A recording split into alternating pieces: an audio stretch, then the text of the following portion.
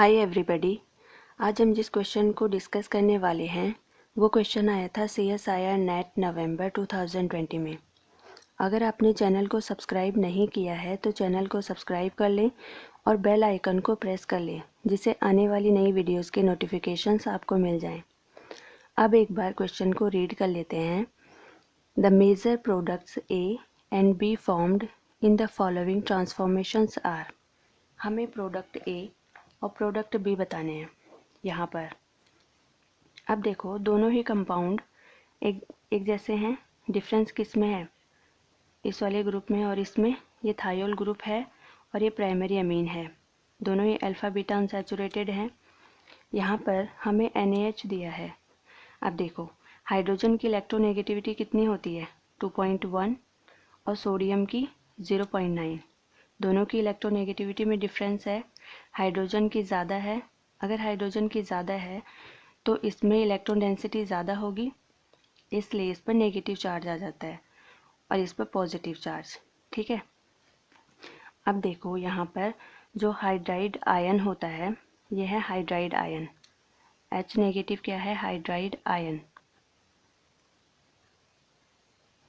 Hydride ion. ठीक है। जो H नेगेटिव है यहाँ पर वो है सॉफ्ट बेस। ये सॉफ्ट बेस। दूसरी बात, ये यहाँ पर नॉन न्यूक्लियोफिलिक बेस है।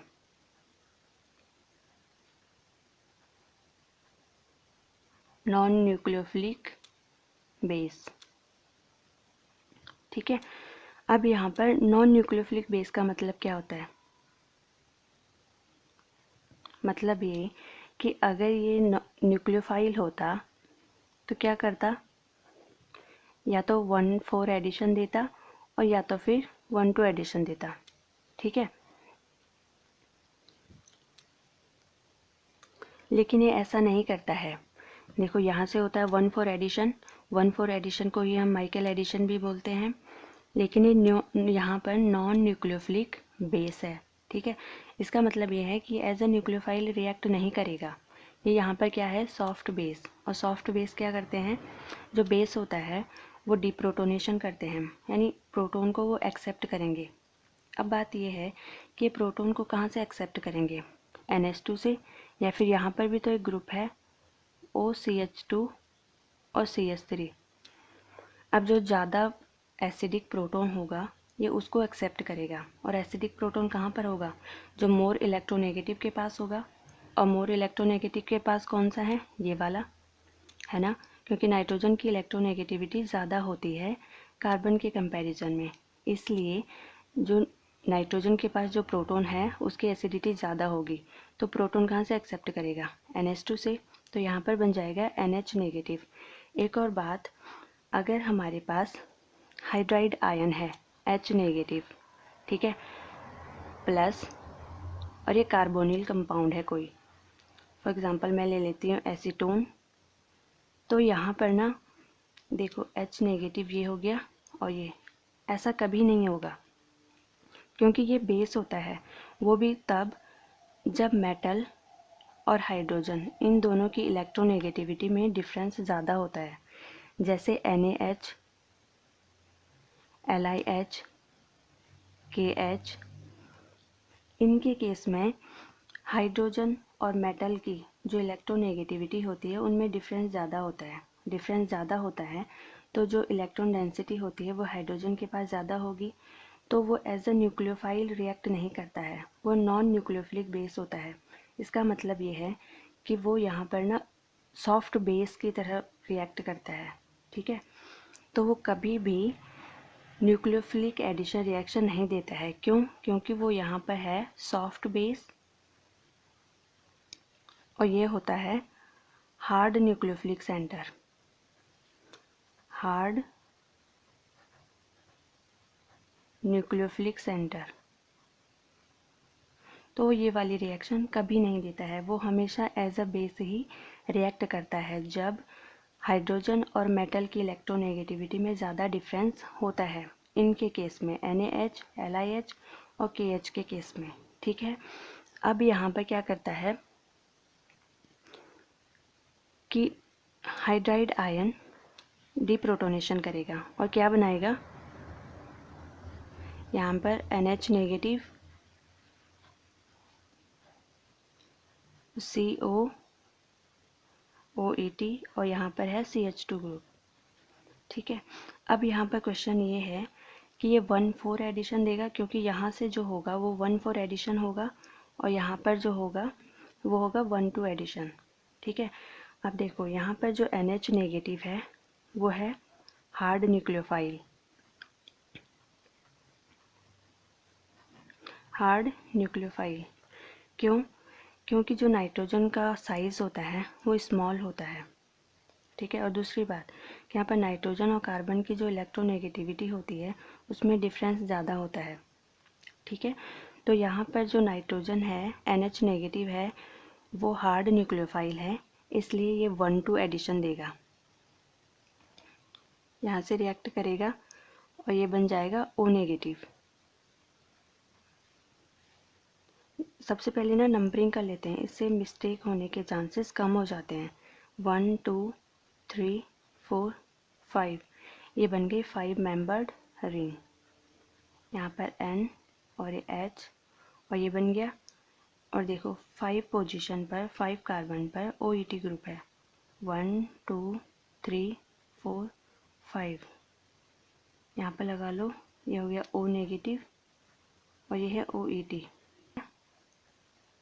तो नेगेटिव चार्ज वापस आ जाएगा और ये लीव कर जाएगा। ठीक है, तो क्या बनने वाला है, ये 5 मेंबर्ड रिंग, यहाँ पर हाइड्रोजन और हाँ 4th पोजीशन पर CH2 ग्रुप है, तो इसको लगा लो यहाँ पर और ये हो गया, ये भी बन गया alpha beta unsaturated carbonyl compound.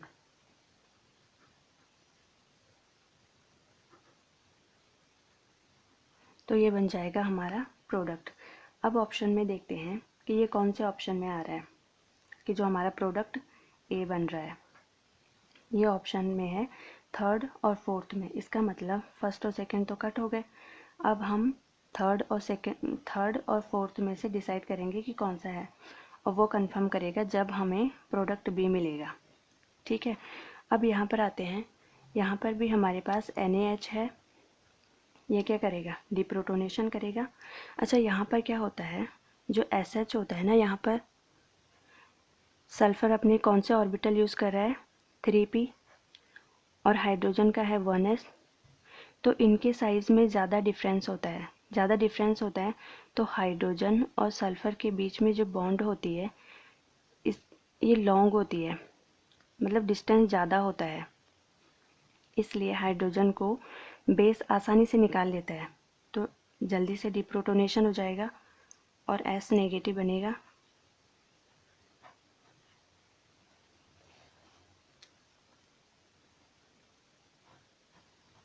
ये है OET ग्रुप और ये CH2। अच्छा, यहाँ पर क्या होने वाला है, 1,2 एडिशन होगा या फिर 1,4 एडिशन। तो जो RS नेगेटिव होते हैं वो होते हैं सॉफ्ट न्यूक्लियोफाइल।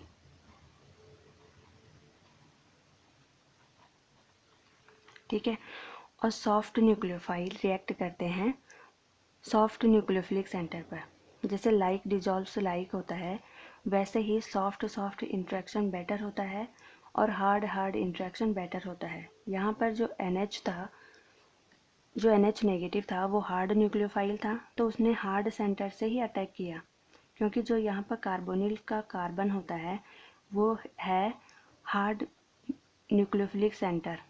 क्या है, हार्ड न्यूक्लियोफिलिक सेंटर। ठीक है, तो इसलिए हार्ड न्यूक्लियोफिलिक सेंटर पर अटैक करेंगे और सॉफ्ट न्यूक्लियोफिलिक सेंटर पर अटैक करेंगे, क्योंकि सॉफ्ट इंट्रैक्शन और हार्ड इंट्रैक्शन बेटर होता है। यहाँ पर देखो ये क्या करेगा, सॉफ्ट न्यूक्लियोफिलिक सेंटर से अटैक करेगा, और सॉफ्ट न्यूक्लियोफिलिक सेंटर कौन सी है, ये वाली। तो यहाँ पर ये वाली बॉन्ड यहाँ पर और ये 1 2 3 4 और ये 5, नहीं, यहाँ पर 4 और ये 5 CH2 पर आ जाएगा ना, और फोर्थ पर है COOET। सबसे पहले 5 मेंबर रिंग बना लो, 1 2 3 4 और ये 5। फोर्थ पोजीशन पर COOET, यहाँ पर डबल बॉन्ड है, O नेगेटिव और ये है OET।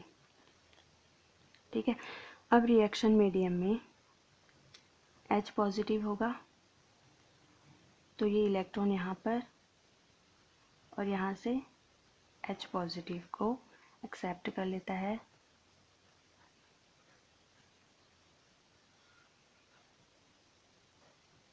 और ये बन जाएगा COOET।